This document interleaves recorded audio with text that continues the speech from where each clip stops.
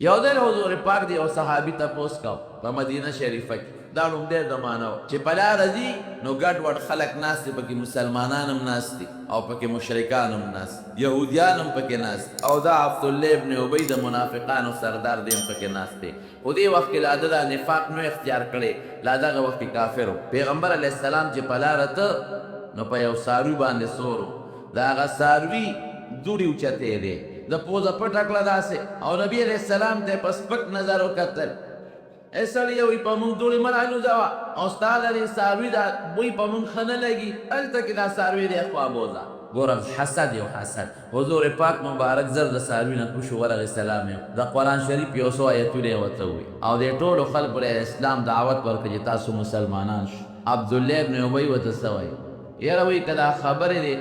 دا قصې پسې دې رښتیا یي که نه نو خپل کور کې خلکو ته کوه مونږ له سره پاره مازغه پې خرابې مونږ په دې مه تنګوه خپل کور کې کښېنه چېرته څوک دري دا قصې پسې ورته کوه داسې په سپک الفاظ یو صحابي ناست وي د الله رسوله مونږ ته دلته وایه مونږ پې خوشحالي بعضې کافرانو وی نه مونږ پې خفه کېږو نه به وی جګړه جوړه شو پیغمبر علیه السلام هغه جګړه ختمه چې دا د هغه صحابي تپوس ته د انصارو د یو قوم مشر چې څنګه ورغې نبي علیه السلام هغه ته ګیله وکړه یاره وی عبدالله ابن ابی خو نن زما ډېر سپکاوی وکړ په لاره تلم نو مې ما ته سپک وکتل او زما څاروي دوړې وکړې نو هغې ته یې په سپکه وکتل او بیا ما دعوت ورکړ نو مې راته ډېرې سپکې وویې صحابي ورته څه وایي وی د الله رسوله مه خفه کېږه وی ستا د راتلو نه لږه موده مخکې د دې ټولې مدینې او ګردونوا خلکو دا فیصله کړې وه چې دا عبدالله ابن ابی خپل مشر جوړوي دی بادشاه کو د خپل علاقې او د مشرۍ تاج پټکې ورته په سر و دا پټکې د مشرۍ نښه ده ته د مشرۍ پټکې په سر و خو ته چې رالې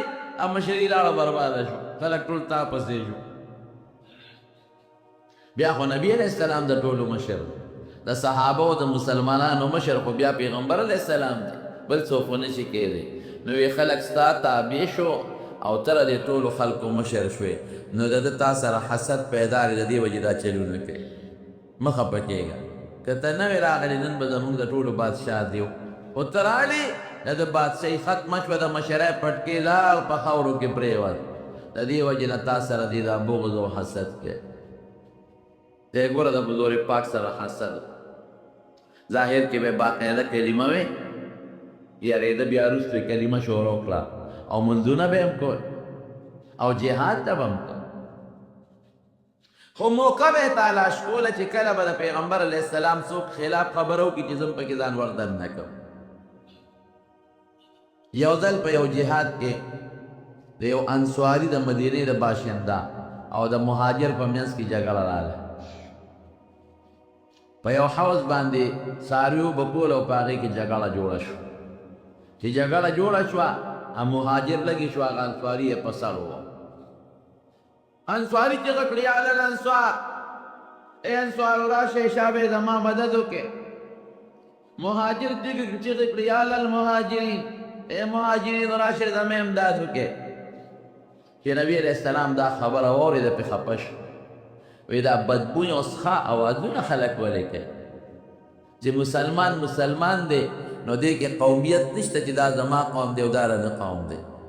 که د هر قوم دی او مسلمان دی نو ستا ورور دی دا پکې نشته چې انصاري د انصارو ته آواز کوي او مهاجر د مهاجرینو ته آواز کوي دا غلطه خبره جنګ یې ختم دا عبدالله ابن ابی د منافقانو سردار په دې موقع موجود و دته چا وی هغه د مهاجر زموږ د مدینې یو سړی ووهه نو زه خو به قومن ته دو خو دې موقع په تلاش کې وی ښه ډېره سپکه خبره یې د حضور پاک په شان کې وکړه ډېره سپکه خبره او دا وی لئن رجعنا الى المدینة لیخرجن الاعز منها الاذل یاره وی داسې کار دی چې مدینې ته لاړ شو که نه نو موږ د عزت خلک یو او دا مسلمانان بې عزته خلک دی موږ به دي وباسو پرېږدو نه دا مهاجر به شړو یو صحابي راغی حضور پاک ته دا خبره وکړه ده خو وی چې د مدینې خلک به زما ملګري شي او نبی علیه السلام او د هغه ملګري به وباسو دا چېرته کېدی شوه د مدینې خلکو خو په حضور پاک ځانونه قربانو پته ورته ولګېده چې د خولې نه خو مې غول ووتل، غلطه خبره ووته او خلک خو مې بیا نه ملګري کېږي. نو حضور پاک د پسې سوال جواب وکړه عبدالله ابن ابی پسې، دې خوا راشه، وایي تا دا خبره کړې ده؟ نو قسم یې وخوړه، وایي زما دې په خدای قسم وي که داسې ما ویلي، دروغ یې و. حضور پاک د هغه صحابي نه خفه شو، وایي ګوره په دروغ غري په سړي الزام ولګا، قسمونه خوري چې دا ما نه دي ویلي او تا ویلی دي. صحابي غریب خفه شو چې خدای دا خو د پیغمبر علیه السلام ته دروغجن شو. خدای پاک په قرآن شریف کې آیت نازل کړ چې دې صحابي درته څه ویلي دي، ټکي ویلي دي، او دې منافق بدبخته په دروغ قسم وخوړه، دا خبرې کړې. نبی علیہ السلام چې کله مدینه شریفې ته لاړ، د ده زوی سوچه مسلمان و، د عبدالله ابن ابی، او د زوی نوم یې عبدالله و. راغی پیغمبر علیہ السلام ته کېناست، وی صاحب زما پلار ستا په حق کې سپک لفظ ویلی دی، نو ما اورېدلي دي چې تا زما د پلار د مرګ اعلان کړی، نو په بل چې مه وجنه که وجنې یې نو ما ته ووایه چې زه یې مړ کوم. اوس به زما د پلار سر ستا په خپو کې پروت دی. حضور پاک وی نه دا دروغ دی، نه په تا وجنم او نه په بل چا وجنم. سره د دې دا زوی ورپسې لاړ، دې په لاره را روان او د صحابي نه یې راکوز کړ او د دې ګریوان نه یې کلک ونیو. دې ورته وایي د عبدالله ابن ابی، هلکه عبدالله ته زما زوی دی؟ وی یم کنه. ګوره هغه خوږ زوی او د دې پلار او د زوی ډېره مینه وه یو بل سره، هسې هم د پلار او د بچي مینه. او زما خوږ زوی نه، زما تا سره څونه مینه او ستا را سره څونه مینه. وی بابا بلکل ډېر مې خوښ وی او زه دې هم ډېر خوښ یم، خو زما دې په خدای قسم وي چې د رسول الله مبارک د خپې دوړې ته هم زما په نیز نه رسئ. تا غوندې سوونه پلاران به د هغه نه قربان کړم. تا د حضور پاک په حق کې د ذلیل لفظ استعمال کړی دی چې هغه ذلیله دی او زه عزتمند یم او د مدینې نه به یې وباسم. توره یې ورپسې اوچته کړه، وایي دا سر د نه قلم کوم، تا د پیغمبر په شان کې ګستاخي ولې کړې ده؟ وایي شا به اوس به داسې وایي چې زه ذلیل یم او نبي علیه السلام عزتمند دی، هله دې پرېږدم. وی ښه زه ذلیل یم او حضور پاک عزتمند دی. وی بیا ووایه، وی زه ذلیل یم او حضور پاک عزتمند دی. وی بیا ووایه، وی زه ذلیل او حضور پاک عزتمند دی. وی زه اوس مې پرېښولی. حسد د هغه نه نه وته، زوی یې څونه سوچه مسلمان، لیکن د هغه سپېره نه حسد نوځي. کوم وخت چې مري نو بیا هم سوچه مسلماني نه قبلی او یقین یې څونه دی. زوی ته وایي وی چې زه کله مړ شم نو پیغمبر علیه السلام به راولي چې جنازه په ما وکړي. ورته پته وه چې دی خو به ما جنازه نه کوي، او وی د پیغمبر علیه السلام نه به کمیس اخلي ماله به راوړې، نو د ما کفن کې به د هغې کمیس شامل دی. مطلب یې دا و چې د هغې کمیس په د برکت وي نو ما ته به الله عذاب نه راکړي. ګوره دونه ورته پته. بغض حسد خطرناک شی دی، ولې شیطان ته دا پته نه چې زه د خدای خلاف کوم اور ته به ځم. شیطان ته دا پته نه و چې آدم علیه السلام ته سجده ونه کړم ذلیل به شم. شیطان ته دا معلومات نه چې د خدای مقابله کوم، د خدای دشمنی کوم، دنیا کې خو به وکړم خو مال آخرت کې به الله سزا راکړي. لیکن د حسد یې پړه کې پروت دی. حسد خطرناکه ګناه ده، روڼه الله دې ته وساتي. زوی یې راغی نبي علیه السلام ته، وی د الله رسوله زما پلار وصیت کړی، پلار مې مړ شو وصیت یې کړی. یو یې دا وصیت کړی دی چې جنازه به پرې ته کوې، او دویم یې دا وصیت کړی دی چې ته به خپل کمیس راکړې چې دې پلار ته د لمبولو نه پس ور واچو.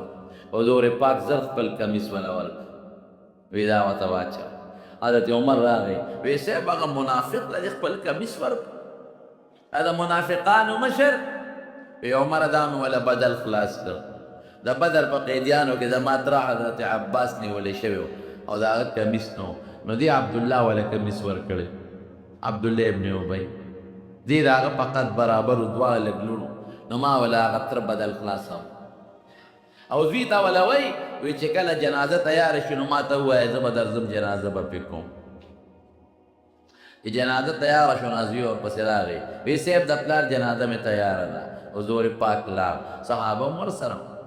چې څنګه جنازې ته ورمخکې کېده حضرت عمر ورمنډه کړې،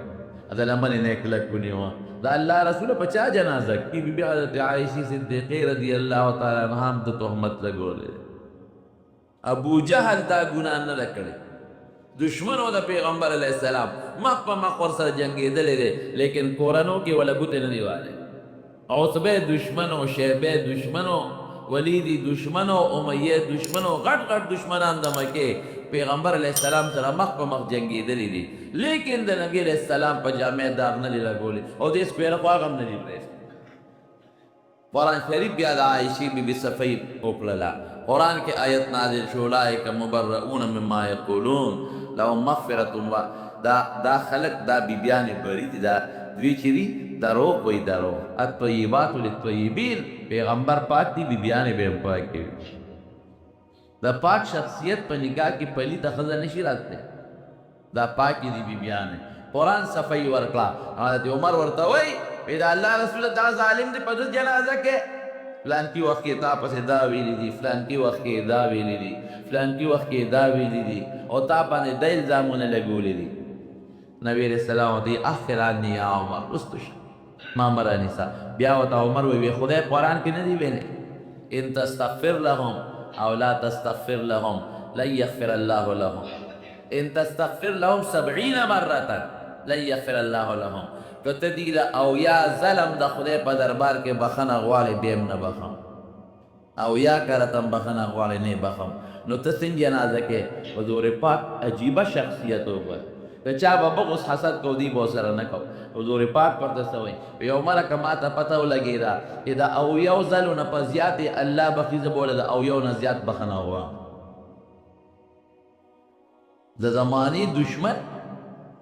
او په قرآنو چارو الزام لګول او جامه داغداره کول او ما ته الله او یا کرته ویلي چې او یا کرته بخنه غواړي نه بخم که دا او یو نه زیات بخلي کېږي دا او یا نه زیات ولا غواړم رستو شه عمره عمر رستو شو په جړا شو عمر نبی علیہ السلام یې جنازه وکړه او بیا دون احسان ورسره وکړه د جنازې نه پس قبر ته یې په خپله کوز کړ او خپل لارې مبارکې پرې پاسه وتوټلې او لحد کې کېښود چې د قبر نه روت جبریل علیه السلام دا آیتونه راوړل لا تصلي على احد منهم مات ابدا ولا تقم على قبره ګورې پام کوه نن دې وکړل خو عمر چې څه ویلي ټکي ویلي دي د نن نه پس چې د دې منافق په قبر هم ونځرېږي او جنازه هم پرې ونه کړي او منافق په جنازه نه کړي دومره خطرناک دشمن ګوره ورته پته وه او حضور پاک ته قرآن شریف کې الله وایي لا تصلي على احد منهم مات ابدا په دې خلکو به جنازې نه کې ولا تقم على قبره په قبر به دعا ته هم نه ودرېږي دومره خطرناک مجرم دا د سره وجې نه د حسد د وجې نور څه نو د حسد او بغض او بغض حسد خطرناک ګناه نو ځکه حضور پاک فرمایي ایاکم الحسد دا د ابو داود حدیث دی دا حسد نه ځان وساته فإن الحسد يأكل الحسنات كما تأكل النار الحطب وی حسد داسې نه کې خوري لکه اور چې خشاک خوري یو پس خیدل دی دا جایز دی پس خیدل څه ته وایي غیبته ورته پاره به کې وایي حسد خو دې ته وایي چې خدای دله دا علم ولې ورکړی دا مال دې ولې ورکړی دا حسن خشتوالی دې ولې ورکړی دا خدای سره جنګ کول دی او یو پس خیدل دی غیبته ورته وایي پاره به کې پس خیدل دې ته وایي چې خدای دله دې علم ورکړ زه ورسره حسد نه کوم حسد کې بلې دا سوچي چې د ده علم نه وي دا مال یې نه وي د عزت یې نه وي او په پس خیدو کې دا سوچ نشته خدای د ده د مال نصیب یې خو مال هم داسې راکړي د ده د علم نصیب شي بدي مې نه شي مال هم داسې راکړي د ده د حسن نصیب شي بدي مې نه شي او مال هم داسې راکړي دا بیا جایز دی حضور پاک فرمایي لا حسد الا فی اثنین وی په دې حسد نه غیبته مراد ده پس خیدل وی دو کسو ته پس خیږي دو کسانو ته رجل آتاه الله مالا فسلطه على هلكته في الحق یو هغه انسان چې الله ولا مال او دولت ورکړ او بیا الله ولا زړه کې دا واچول چې شابه په نیکه لاره کې د مال دولت لګاوه د تو پس خیږه دا ووایه پړه کې چې خدایه که داسې مال دې مال هم راکړی وي د ده دې نصیب شي او که داسې مال دې مال هم راکړ چې زه هم د نیکۍ په لارو کې لګو دا جیز دی ورجل آتاه الله الحکمه فهو يقضي بها ويعلمها. هغه انسان چې هغه له الله علم ورکو، دا به نه وي چې خدای د علم دی ولې ورکو، دا به وي چې الله ګوره دله د علم ورکو، دې د علم په برکت د خلکو فیصلې کوي او خلکو ته ښیي خدای که داسې علم د مال راکړه د دې نصیب شي، او که مال دې راکړو نو زه به هم د خلکو منځ کې په دې علم فیصلې کوم او زه به هم خلکو ته د علم ښیم. دا جیز دی. او خراب سیز ته پسخېدل هم ولې ګناه ده. نبی علیہ السلام فرمایي څلور کسان بیانوي، څلورو کسانو مثال ورکوي. په ترمذي شریف کې هم دا حدیث دی او په ابو داود شریف کې هم شته. یو هغه سړی دی چې هغه عالم هم دی او مالدار هم دی، علم هم شته او مال هم شته. دې دا مال د خدای په لار کې لګوي، جومات پې جوړوي، لار پې جوړوي، مدرسې سره امداد کوي، طالب سره امداد کوي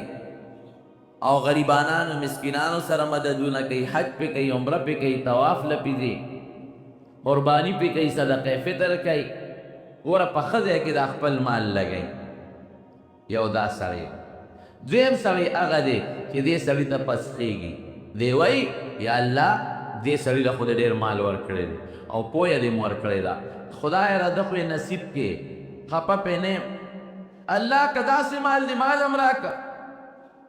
او داسې پویه دې مال هم راکړه چې زه هم دقسې مالي زما او دې په نیکه لار کې لګوم، جومات پې جوړوم، لار پې جوړوم، حج پې کوم، عمره پې کوم، مسکین لا فقیر لا نیکانو لا ورکوم. ګوره یو مال لګوي په نیکه لار کې، بلې تمنا کوي، ارزو کوي، پسخېږي. حضور پاک فرمایي اجرهما سواء، د دواړو اجر او ثواب برابر دی. نو چې یو سړی دې ولید چې هغه په نیکه لار کې مال لګوي او ته ورته وپسخېږي چې خدایه که داسې مال زما هم وی ما به هم داسې کول، د هغه برابر ثواب تعالی الله درکوي. اجرهما سواء حدیث کې راځي.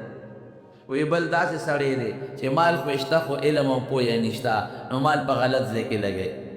سینماګانې پې ګوري، ډیشونه پې ګوري، پردو ښځو باندې لګوي، په جوارو کې لګوي، په مردارو کې لګوي، ګوره څونه ګناه ګټي. بل سړی د څلورم او یره که داسې مال زما وي ما به هم سینما له چکر لګوم، ما به هم پې کلبونو ته چکر لګوم، ما به هم دغسې شراب څښل، ما به هم دغسې په ودونو کې اسرافونه کول، ما به هم داسې د ګناه کارونه پې کول. حضور پاک فرمایي اجرهما سواء وزرهما سواء. د هغه مخکې سړي چې هغه د ګناه په لار کې مال لګوي او دا بل چې دقه تمنا او سوچ کې د دواړو ګناه برابر دی. نو پسخېدل غبطه جیز دی، خو په نیکه کې ګورئ خراب شي ته به نه پسخېږي. نو حسد خطرناکه ګناه درو. ابو جهل کې څه چل دی؟ حاسد و، ډېر لوی حسد یې د حضور پاک سره. نبی علیہ السلام مبارک به د شپې د قرآن شریف تلاوت کو، د کورونو دیوالونه خو به داسې نو لکه زمونږ په شان غټ غټ، او نه د پردې دا رواج و هغه زمانه کې د پردې د احکامات هم نو نازل. نو چې حضور پاک به تلاوت کاو نو بار به خلکو اورېده. نو تاسو خپله سوچ وکئ چې د قرآن شریف تلاوتي او بیا د نبی علیہ السلام د مبارکې خولې نه چې هغې کې خوند به زور نه. د خلکو مخکې به دا مشران کافران نه راتلل او پټ به راتلل چې موږ د ده نه څه واورو چې دا دې څه وایي. د خلکو مخکې اورو بیا به راباندې خلک بدګمانه شي چې په خپلې اورې موږ ته منې کوې. درې کافرانو په مکه کې دغه زمانه کې غټ غټ کافران، یو ابو جهل، یو اخنس ابن شریق، یو ابو سفیان. ابو سفیان رضی الله عنه وروسته مسلمان شوی. دا درې واړه د شپې په تیاره کې راغلي او د پیغمبر علیه السلام د کور نه یو ځای بل ځای ناست دي چې د ده دا خبرې مونږ واورو د شپې په زوره دا دې چې څه وایي چې دا دې څه وایي. ماسخوتن نه پیغمبر علیه السلام د قرآن شریف تلاوت شروع کړی. حضور پاک هم د کشف خاوند نو ښه شوق سره لګیا دی تلاوت کوي، په شوق سره تلاوت کوي او دا درې واړه ورته دا قصې ناست دي او هغه تلاوت د پیغمبر علیه السلام اوري چې رڼا لګېدلې ده او حضور پاک مبارک تلاوت بند کړی دی او دوی درې واړه روان شوي دي. نو په لاره یو بل سره ملو شو، یو بل دوی څه دی کول پوه شو په یو بل کله او تاسو کول بل ورته تاسو کول ولې راتلې. دا اخنس ابن شریق سپین ګیری و، دی ویل لکه داسې کار دی چې بس په یو بل ښه پیږو مونږ ته پته ده چې څه له راغلي یو د دې هلک دې خبر اورېدو له راغلي خو داسې به کوو چې بیا به نه راځو که د مکې دې خلکو مونږ ولیدو چې دي خو مونږ منې کوي او په خپله ټوله شپه راځي او د قرآن اوري دا ټول به ګوري مسلمانان شي نن به زمونږ دا فیصله یو بل سره کلکه خبره وي چې بیا به دله نه راځي وی ښه چې ماسخوتن شو د هر یو پاله کې دا سوچ چې نورو دوغو قسم کړی نه راځي راشه زه به لاړ شم ابله مو یا بله مو ځکه پاله کې هغه خارخ لګېدلی دی د حضور پاک د مبارک خولې د قرآن شریف د لوستلو خارخ یې پاله کې پروت بیا هر یو راغلی دی ځایونه یې بدل کړي دي یو ګوټ کې ولاړ دی بل ګوټ کې بل ګوټ کې نبي علیه السلام مبارک بیا د شپې د قرآن شریف تلاوت کو دوی ورته غوږ ایښولی دی چې سار پې روان شوي دي بیا یو بل سره میلو شو لکه تاسو چې قسم کړو چې نه به راځو وی تا چې کړو چې نه به راځو بل ته وایي تا چې قسم کړی یاره بس غلطي مو کړه ها خو بیا به نه راځو که د مکې دا خلک نو نه خبر شو چې مونږ ته منې کوي او په خپله ټوله شپه ورته ولاړي ګوره دا ټول به مسلمانان شي یقین وساتئ په درېیمه شپه بیا را روان شو او هر یو ړک وایي چې دا نور دوه نه راځي قسم یې کړی راشه زه به لاړ شم نور خو څوک هسې نه راځي خو دا خارخ لکې لګېدلی دا څومره خشته اواز دی دا څومره خوږې او ښکلې خبرې دي یې لږ یې واورو بیا شپه ورته تېره کړې سهار بیا یو بل سره ملو شوي بیا یو بل سره قسمونه کړي چې نن نه بس به نه راشي سهار وختي شو که نه اخنس ابن شریق پکې سپین ږیرو کوټۍ راواغېسته لاړ د ټولو نه مخکې ابوجهل ور یې ورته ووه د ده نوم عمرو ابن هشام عمرو ابن هشام درې ورځې تا را دې هلک دا خبرې واورېدې رښتیا وایه ستا دې په خپلو خدایانو قسمې دا هلک څنګه دی او دا خبرې څنګه دی وی اخنسه چې قسم دې راکړه که نه دا رښتونی پیغمبر او چې دا څه وایي دا د ده خبرې نه دي دا د بل چا خبرې نه دا د ده کېدی نه شي وی ملګري کېږو نه ایمان پې نه راوړو وی چپ مشر دیم او پیغمبري ده ته ملاویږي د عربو مشر دیم پټکې د مشرۍ زما په سر جرګې زه کوم فیصلې زه کوم عمر زما زیات او پیغمبري ده ته ملاویږي ولې دې پیغمبر شي ګوره حسد یې لکې راغی ابو سفیان له ورغې ورې ورته وویل چې بار ووت ابو سفیان تا درې ورځې له دې هلک دا خبرې واورېدې رښتیا وایه وایي چې رښتیا را باندې وایي دا هلک دروغجن نه دی او چې دا کومې خبرې ده زمونږ واورېدې زمونږ په هلک یې لارې جوړې کړې دا د ده خبرې نه دي دا د بل چا خبرې د رښتونی پیغمبر نو ابو سفیان ملګری کېږي نه وایي ښه یو یتیم به راځي زمونږ به مشر کېږي د قریشو سردار خو دی ما لوی قوم ما پسې ولاړ دی ګوره د دواړو په لکې هغه حسد و ابو سفیان نه خدای رستو حسد ویل الله مسلمان کا او ابو جهل په هغه حسد کې پاتې شو نورسن نو صرف دا حسد چې دا هلک دی کشر دی دی ولې مشر شو دی یتیم دی دله خدای ولې پیغمبري ورکړه د ده خو مور هم په ماشوموالي کې مړه ده مال دولت یې نشته دی به څنګه زموږ مشر او پیغمبر به یو زموږ بادشاه وی دقه حسد و کوم دی ته ابو جهل ورسو عبدالرحمن ابن عوف رضی اللہ عنہ فرمائے وی د بدر په جنگ کې زمانه یو طرف ته بل طرف ته دوه لکان ولاړ د یو نوم معاذ بل معاوض وی د یو را باندې سکونډه راولګول چې ما ورته وکتل وی داسې کړې ما وښکته که وی ما چې بچې ولې وی ابو جهل پیژنې ما چې وی ما یې ته پسه کې وی لاول خو زه ویرېدم چې خوا کې مې یو خوا هم نوجوان دی بل خوا هم نوجوان دی جنګ کې سړی په مرګري ډاړي که دا رانه وتښتېدل څه به کېږي وی ما ته ابو جهل پیژنې مې واره ته پسې کې یاره وی زموږ د پیغمبر لوی دشمن دی او که ما نن ولیده نو یا به زه مخکې مرم یا به دې مخکې مرې خوا کې مې ورور ولاړ دی ګورې هغه ته راګونه وی دې کې هغه ورور سکونډه ولګول وی چې مې غوږ ورښکته کړ سوراره څه وی وی ابو جهل پیژنې ما وی او ته پسې کې یاره وی زموږ د پیغمبر لوی دشمن دی او که ما ولید یا به زه مخکې مرم یا به دې مخکې مري وی زړه مې غټ شو ما چې شکر دی لکان خو واړه دي خو مضبوط دی وی ابو جهل راښکاره شو ما ورته اشاره وکړه چې هغه دې په هغه اس دی سور دی دواړو ورمنډې کړه بېغمه حضور پاک چې جنگ ختم شو وی څوک به لاړ شي ابو جهل به وګوري چې څه شو عبدالله بن مسعود رضی الله عنه فرمایي وی زه ورغلم وې د کې لږه غوندې ساه وه لاس پې یې یخ وړه کولی نه شو وې زه ماشوم یم یو څپېړی مخکې والی وم وی مې چې راشه خپل بدل ته والا ای په دې سینه مې یو مضبوط ټوپ و وی ما ته وایي د پلانکې زویه دومره لوړه سینه ولې د چالي دي وی مې چې سینه خو دې لوړه ده خو سر ده نه پرې کوم وی څه پېکې وی مې چې پیغمبر علیه السلام لیوړم وی راته وایي چې زما سر پرې کې لږ اوږه دې پرې که دې سینې سره چې زما سر په نورو سرونو کې پروت د سردار سر مخکر مې چې دا ارمان دلره جو اوږد پرې کوم خو یو تپوس ته نه کوم چې کوم اوس خو هسې مرې مرګري درنه وتښتېدل او چاړه مې ورپسې راوویسته چې دا دله پرې مره एकदम اوس دې د نبي علیه السلام متعلق څه خیال دی دا وایه وی راته وایي چې زما د په لات او په عزا او په منات قسمې په خپلو خدایانو چې د کم وخت نه د پیغمبرۍ دعوه کړې وه او په هغه ورځ مې څومره بدي شو نن مې هم هغسې بدي شي دومره حسد دومره بغض دومره کبر وی چاړه مې پې کېښود او سر مې ترې پرېږدو او نبي علیه السلام مبارک له مې راوړو خپو کې مې ورته وغورځو هذا رأس عدو الله ابي جهل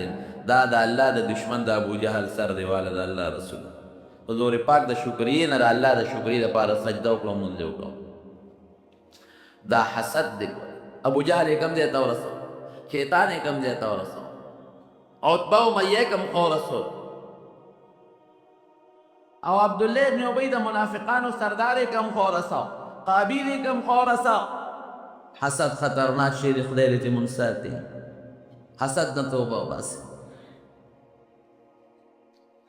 او د چا به څوک څوک کي یو سړی چې چا سره حسد کوي دا ګورې خدای سره جنګ کول دی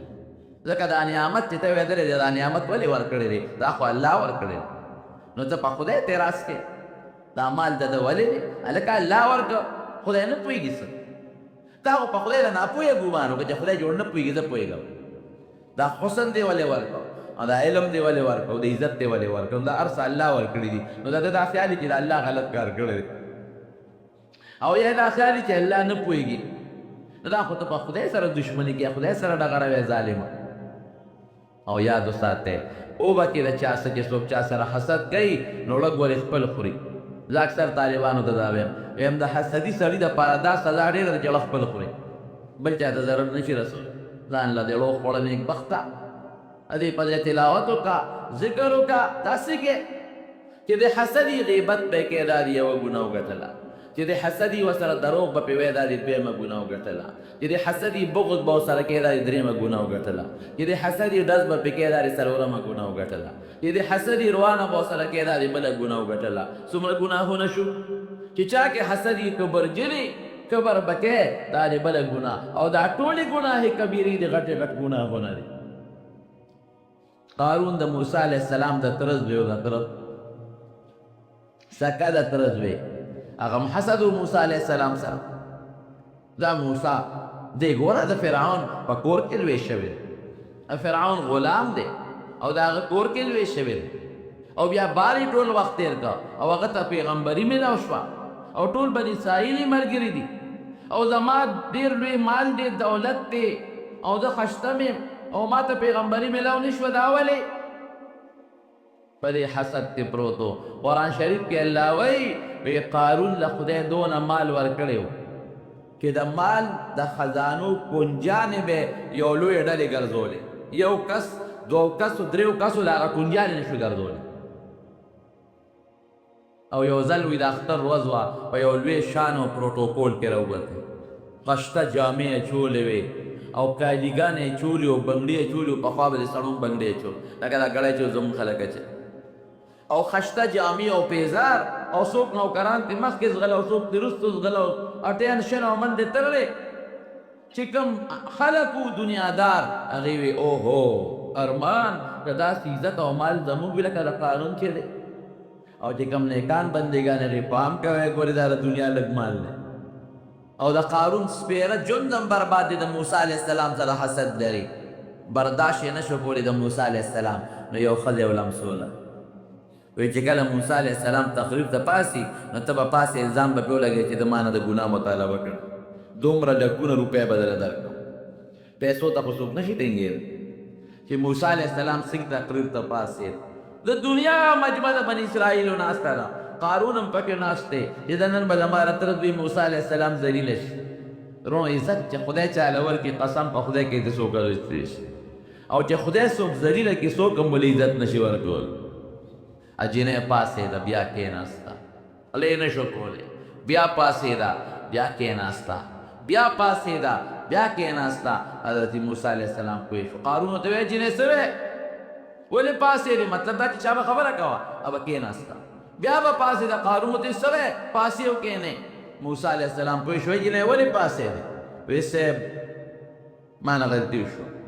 یو مقصد ده چې راله پیسې میسې ویلي دي چې دا خبره به کې خو د خدای نه یریږم نه وی وی چا درته ویلي دي وی دغې قارون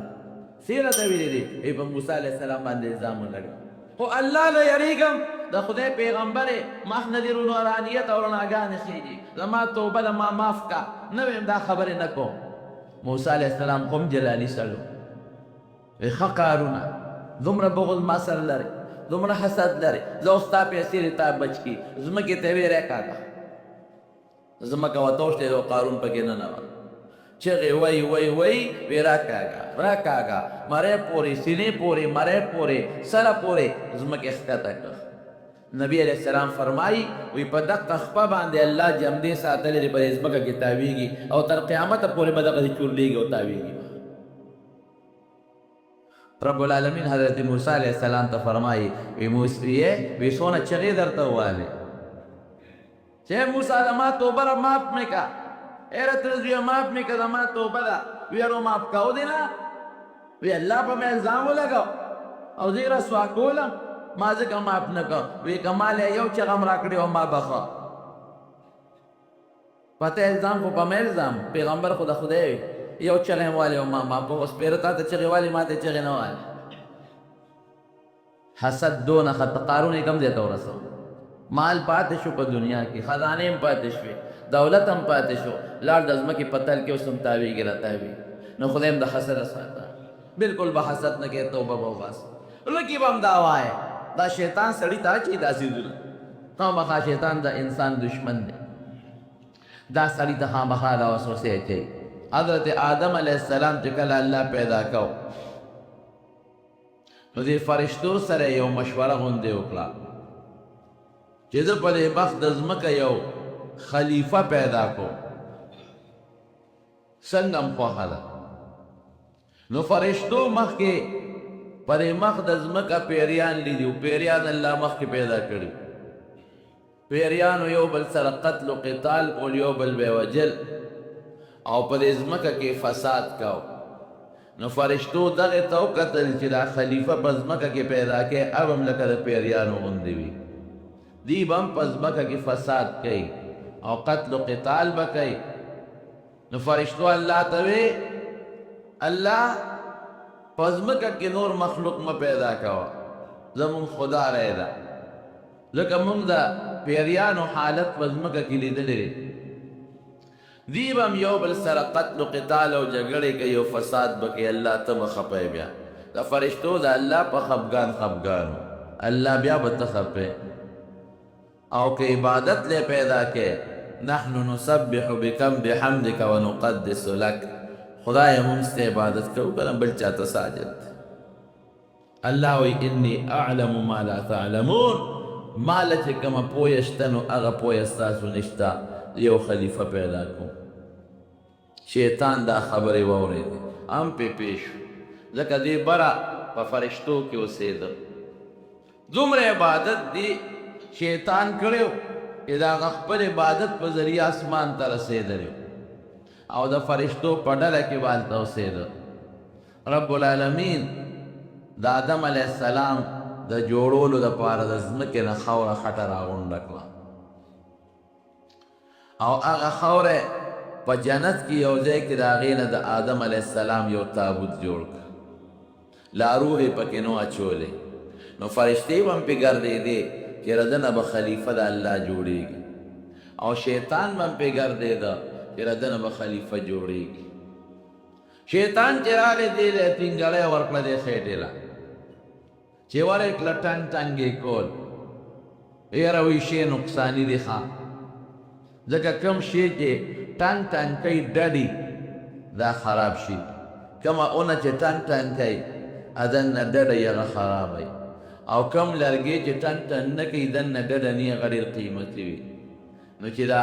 خېټې له یې ټینګاړی ورکړه او ډډوالی ته معلوم کړو چې دا خو ټنګ ټنګ کوي دننه ډډ دی، وی شي کې نقصانات ډېر دي. دا هغې وخت نه راځه پړه کې ګورې حسد د حضرت آدم علیه السلام سره پروت. عبادت بره زه کوم په اسمانونو کې او خلیفه الله بل جوړی، پیریان شته زما بچی او زما اولاد پکار دي چې ما ته حکم وکړي چې دا خلیفهګان شي، نو بل به خلیفه پیدا کوي. بغض حسد واغشت. کله چې حضرت آدم علیه السلام کې الله روح واچو او انسان یې ته جوړ کو، نو الله حکم وکړ دې ټولو ته، دیم پکې موجود و خو فرشتې زیاتې وې او دې پکې کم. اسجدوا لآدم، ځکه نه دې آدم ته سجده وکړې. فسجدوا الا ابلیس، ټولو فرشتو سجده وکړه، سره د دې چې فرشتو دا مشوره ورکړې وه چې مې پیدا کوه. هغې شیطان نه مشوره نه واغوستې، شیطان ته نو ویلې چې آدم پیدا کو، شیطان دا نو ویلې چې مې پیدا کوه، او فرشتو دا ویلې چې الله مې پیدا کوه. نو پکار دی چې بغض کو حسد کو چې فرشتو کړی چې الله مونږ خو درته وی مې پیدا کوه، نو تا ولې پیدا کړه؟ الله مونږ خو وی چې خلیفه ته ضرورت نشته، تا ولې دی جوړ کو؟ یاره مونږ خو ته سجده نه کوو. نه، فرشتو دا ونه وی، بس یو خپله مشوره د خپلې پوهې متعلق الله له ورکړه، او بیا د الله د فیصلې مطابق د الله فیصلې ته سر ښکته کړ. الله ته وی چې سجده ورته وکړه، ودرېږه سجده ورته کوو. حضرت آدم علیه السلام ته ټولو فرشتو سجده وکړه، ابلیس ونه کړه.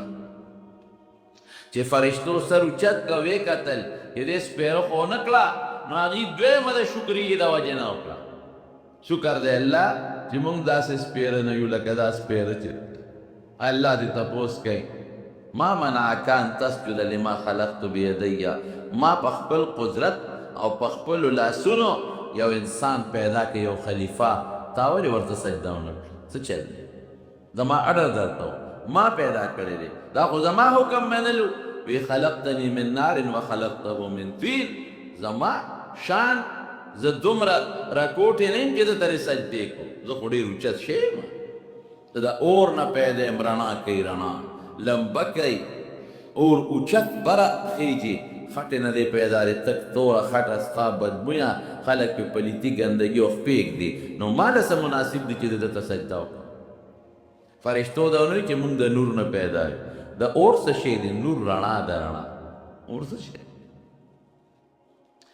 ګوره حسد یې وکړه د آدم علیه السلام سره چې تا د خلافت دا لوی منصب دله ولې ورکړې؟ ما له ولې راکړې؟ زه له ده نه مخکې پیدا یم، دې زما نه وروسته پیدا شو، ما عبادت کړی دی، دې بلا کوي. زه د اوره پیدا یم، دې د خټې نه پیدا یم، او زما بلا بچي دي په مخ د ځمکه، نو ما له ولې خلافت نه راکړې چې دله ورکړې؟ د هغې حسد د وجې څونه ګناهونه پیدا شو. یو یې کبر وکړ، حسد سره کبر لازمي. دویم د الله سره مقابله وکړه، د الله حکم یې ونه منه. او دریم الله سره په مقابله کې پرېوت. الله ورته وي ښه دی ونه کړ، وي ښه مې کړي. ګورو به ګوره الله ته یې بړې والې، ګورو به دی به ته خلیفه کې او د بچي به په دنیا کې پیدا کېږي یا هر ځای کې چې پیدا کېږي، زه پوه شه او د دې بچو سره پوه شه. دله به د هر طرف نه په ده حمله کوم، د مخې نه به یم پې کوم، د شا نه به یم پې کوم، د ښي طرف نه هم، د ګس طرف نه هم، د بره طرف نه هم، او چې الله ستا کوم د ده نه امیدونه دي یو به نه پوره کېږي. ګوره خدای سره مقابله شو. حسد دونه خطرناکه ګناه ده. نو په اسمان کې لومبې حسد دا چا وکړه؟ دا شیطان په ابلیس. په ځمکه کې بیا لومبې حسد چا وکړه؟ د آدم علیه السلام زوی قابیل.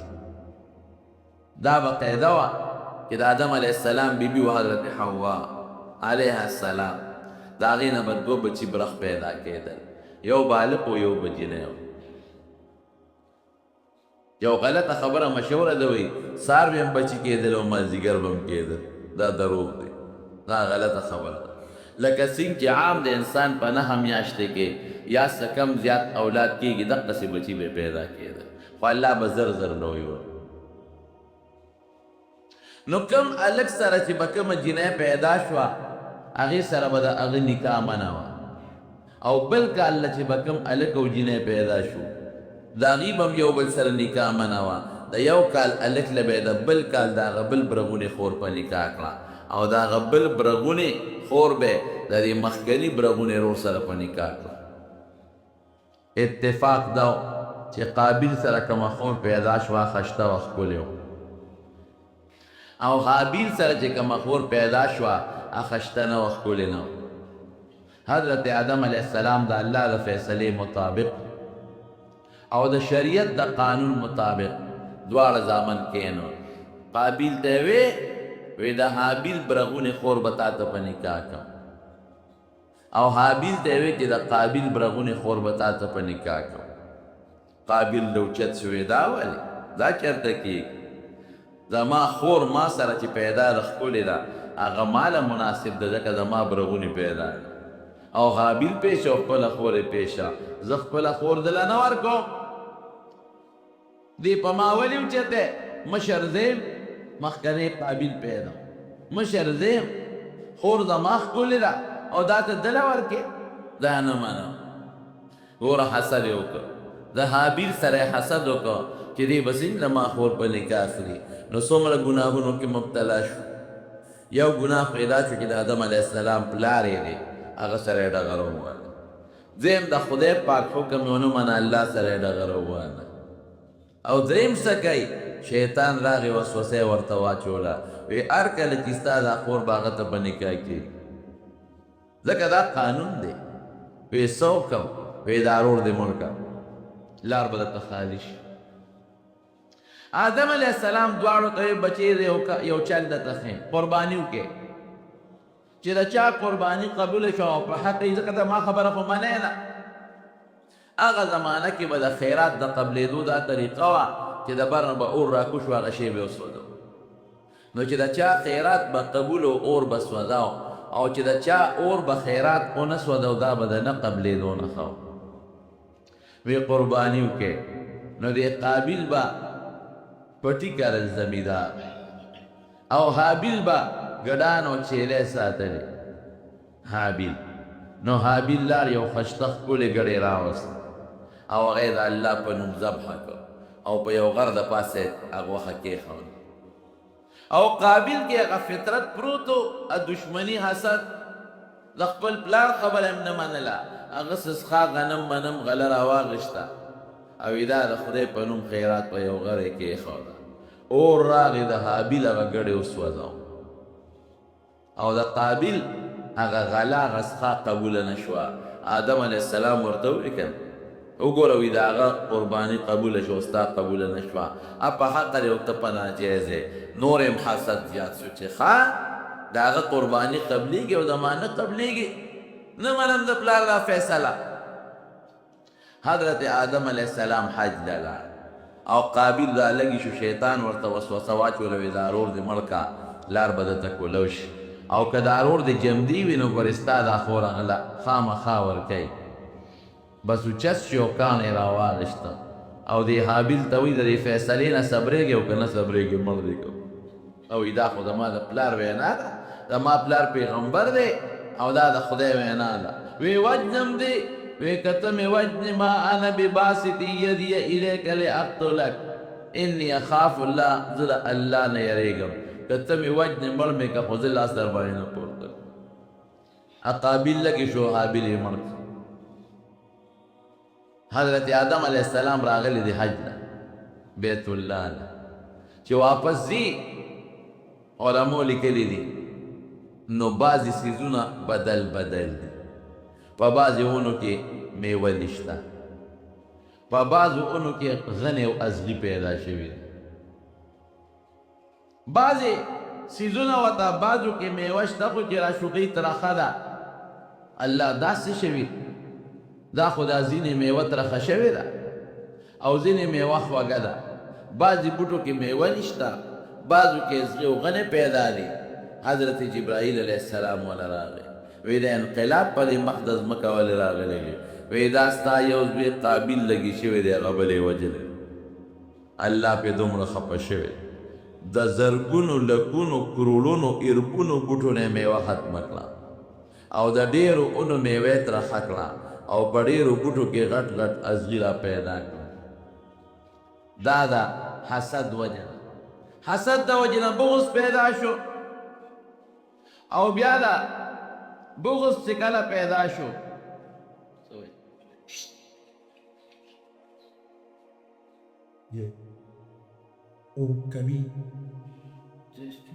د حسد د وجې نه بغض پیدا شو د پلار خبره ونه منله د الله خبره ونه منله او بیا د حسد د وجې نه یې رور مړ کړ او دنیا کې څومره لوی انقلاب راغی رور چې یې مړ کړ اوس شیطان خو سړي ته د شیطانۍ چل ښي د روغې چل خو ته نه ښي اوس به د رور سره څه کوو اوږه به یې ګرده او کله به یې یو خوړ او کله به یې بل خوړ دې سره څه وکړو دا لومبې قتل و چې په مخ د ځمکه موجود شو نبی کریم صلی الله علیه وسلم فرمایي چې لومبې د قتل د مسلمان بنیاد قابل کېښود نو تر قیامته پورې چې څومره خلق قتلونه کوي د قاتل چې څومره ګناه کېږي د دې ټولو برابر ګناه به د قابل هم کېږي حسد دونه خطرناک شی بیا یو کارغه راغی بل کارغه یې مړ کړ الله ورته چل ښه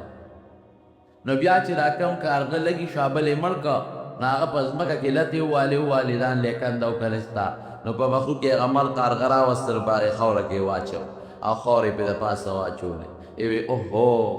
دومره مې چغې والې او دومره مې رور مړ کړ او طاقت مې دومره نشته چې د کارغه نه مې هم عقل کمزوری هغه له د خښولو چل ورته و ما له د خښولو چل نه راځه نو کندیو کې کنیستل او حابلې پکې واچو دا د حسد وجه ده نبی کریم صلی الله علیه وسلم سره دا کافرو پسې دشمني کول نه منوره کې غټ کافر عبدالله ابن ابی غیر دشمن د حسد د وجه نه منافق او منافق په خولې به باقاعده کلمه وي اشهد ان لا اله الا الله واشهد ان محمدا عبده ورسوله بالکل په خولې به کلمه مونځ به هم کو جمعات کې د نبی علیه السلام سره او د هغه په حکم به جهاد لم ته جهاد څومره ګران کار دی لیکن د حضور پاک سره حسد او حسد د هغې حسد د وجې منافق که د ښځو اخلاق او دین ټیک شو معاشره کې ته بچې لومبیا خو د مور په غېږ کې سبق دی لومبۍ مدرسه د ماشوم د مور غېږه ده نو که مور عقیده ښه ده د بچي به خپلې عقیده وي که د مور اخلاق یې ښه دي د بچي به خشته اخلاقي که مور د خدای نه یریږي او مونځ کوي روجې نیسي نو بچی به مانځله پاسي او باچي ته به هم ښه اخلاق ښایي او که مور مونځ نه کوي بچي ته به څه مونځ وښایي مور د خدای نه نه یریږي بچي ته به د خدای یره څنګه وښایي داسې ده که نه مور بد اخلاقه نه کنځل کوي نو چې خوله کې کنځل دي نو بچی به ترې کلمه زده کوي چې هغه کنځل کوي بچی به هم ترې کنځل زده کوي او که دا مور کلمه وایي او دا ښکلې او پاکې خشته خبرې کوي نو بچی به ترې هغه خبرې زده کوي لومبې بچې د چا نه خبرې زده کوي د مور نه خوی د چا زده کوي د مور پی د چا سکي د مور نو که مور یې پاکه ده نو پی هم خشته او پاک دی او که مور یې ګنده ده نو پی هم نجس او ګنده دی نو چې د جینکۍ پاکې شي پی به یې پاکي مونځګزاره ده او دینداره ده د بچي خولې ته به لومبي پاک پرېږدي نو بچي اخلاق به هم ښي او دینداره به یې د خدای نه به یېرېږي او که مور پودله بد اخلاقه ده بېلمازه ده او څښا ده نو د هغې پیم ګنده دي نو د بچي باطن ته لومبي ګنده پیدا کړل نو دا بچی به د کوم ځای نه څه شي نو زنانه پویول پکار دی زنانو ته دین خول پکار دی دا زموږ ذمهداري ده کومه زنانه چې بېدینه لویه شو تپوس پرې خدای د مور او پلار نه کوي نبی کریم صلی الله علیه وسلم فرمایي ښځو ته ښه ادب وښایئ او ښه اخلاق ورته وښایئ یوه بیبي ده او د هغې یو بچی پیدا شو خاوند ته وایي وی سړیه یو کار نه کوو وی دا بچی ما ته نه سپارې ما ته یې نه پرېږدې چې زه یې لږ د شریعت او د اسلام او د دین مطابق لوی کړم ښځې څنګه یې درته پرېږدم بس وی ته تلاسه خوا که زه پوه شو زما دا بچی پوه شي زه غواړم چې زما دا بچی داسې یو بچی ته جوړ شي چې هغه نه بهترین انسان په مخ د ځمکه بل نه وروڼو ګوره دا یاد ساتئ چې چا کې دین څونه زیات یې هغه انسان دی او چې دین دې ته لرې کړو دا که په نوم انسان دی نو حیوان دی دا ښکاره خبره قرآن شریف کې الله وایي اولئک کالانعام بل هم اضل دا بېدینه خلک د چارپایانو نه هم بدل دا خشته ښکلې جامه خو درته دین خولی ده او زنانو ته دا پرده خو دین خولی ده چې چا کې دین نشته وګورئ نو هغې به پرتوب پتلوني د هغې د زنانو پتلونونه به وي د هغې جون به لکه د حیواناتو غوندې وي لکه دین چې حیواناتو کې پرده او ستر ني ته هغې کې به هم پرده او ستر وي د هغې خوراک به لکه د حیواناتو په شانتې وي د هغې ګرځېدل به لکه د حیواناتو غوندې وي او پرهیز به نه کوي د خپل او د پردي نه لکه څنګه چې حیوانات دغسې به ژوند به تېروي نو موږ د که دا خشته او ښکلې د حیا او د پردي ژوند خورې دا د شریعت خولی دی نو چې په شریعت پوره یې د انسان او که د شریعت نه بې خبره شو دا حیوان د حیوان اولئک کالانعام بل هم اضل قرآن شریف وایي وی دا بېدینه خلک وی دا د چارپایانو نه هم بدتر دي نو د هغې مور په زړه کې دا وه چې د دې بچي نه یو مضبوط او خشته ښکلې انسان جوړ کړو پلار ورته ویې ډېره ښه ده زه در ومسپاره نو دا مور چې لومبې بچي خبرې کوي خو د مور سره کوي او لومبې چل د مور زده کوي نو دې مور ورته دا ښولو چې بچې زمونږ خالق غوره الله دی الله پیدا کړی دا ښکلې عقیده ده او زمونږ مالک الله دی او زمونږ جون او زمونږ مرګ د الله په اختیار کې دی او مونږ له عزت او ذلت الله راکوي تاسې درونو که نه مونږ بچي ته لومبې څه ښایو کنځل ورته ښایو نو کنځل چې زده کړي او هغه کنځل وکړي نو مونږ ورته وخاندو نو چې پلار یې راشي راشه که نه بچي خو دې خبرې زده کړې دي نه هغه ماشوم وي ستا هغه مور او ستا هغه پلار او ستا هغه داسې او بې غیرت او دوس او دلا نو دا پلار هم ورپورې خاندي خوله وله ښکلې یو مور هم ورپورې خاندي او یو بل ته هم وایي راشه که زمونږ بچي له ځینې ښکلې کندل ورځي دا زمونږ معاشره کریمه ورته وښایه یو رکوټې صورت اخلاص قل هو الله احد ورته وښایه او یو بل ته ووایه چې راشه زما بچي لا خبرې نه شي کولی خو مونځ یې زده کړی دی او قل هو الله احد یې زده کړی دی او کلمې یې زده کړې ده ته ګوره د دې بچي د ژوند برکت ته چې دله به خدای په دې ژوند کې څونه برکت وکړي نو دا مور دې بچي ته ښایي بچي زمونږ الله یو دی ګورې او زمونږ د دې هر څه خالق او مالک د دې ټولو کائنات او د ځمکو دا الله دی مونږ له ډوډۍ الله راکوي مونږ له جامه الله راکوي مونږ له عزت الله راکوي او زمونږ ذلت له الله په لاس کې دی بچې ډوډۍ مونږ له الله راکوي او بم مونږ له الله راکوي دا زمونږ د ښکلې عقیده ده زمیندار وایي نه وي دا ډوډۍ خو ما پیدا کړې ما غنم وکرل ای قمقله خطا شوې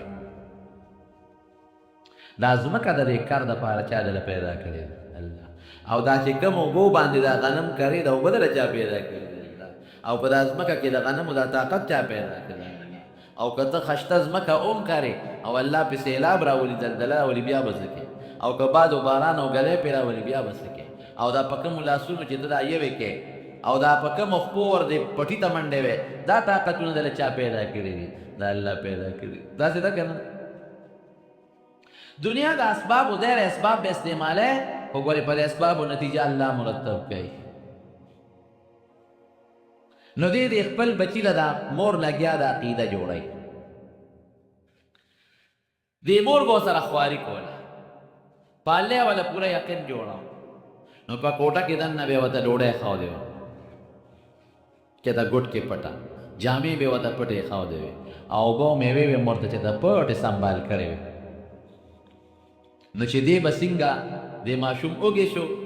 مور یې ډوډۍ وایي بچې بیا دې زما ډوډۍ وغوښته ډوډۍ خو الله ورکوي الله ته لاس پورته کړه که نه او الله نه وغواړه چې دله درکړي دې ماشوم به لاس پورته کړي یا الله اوږې ماله ډوډۍ راکړې الله تږې ماله اوبه راکړې الله جامې مې خیرې نه شوې خدای ماله جامې راکړې نو مور به ورته هر څه پټ په کوټه کې ښودي نو دې به لار کوټې ته به ننوت نو یو ګوټ جامې به یې اړولې بکسونه به یې اړقول الماریانو پټه به ورته مور ډوډۍ ښه به یې راواغېسته اوبه به یې راواغېست جامې به یې راواغېستې مور یې ماله خو الله ډوډۍ راکړه دا به ورته مور پټه یې ښوده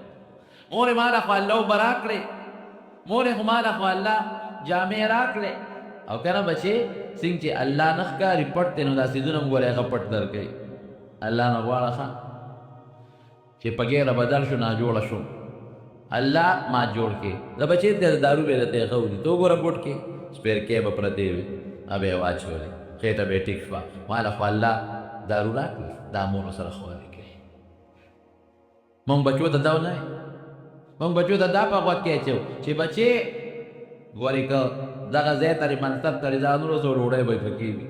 او که دغې منصب ته ونه رسېږي ډوډۍ نشته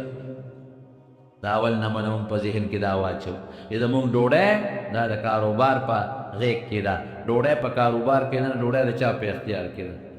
دا د کاروبار دا چېرته ته چا ښودی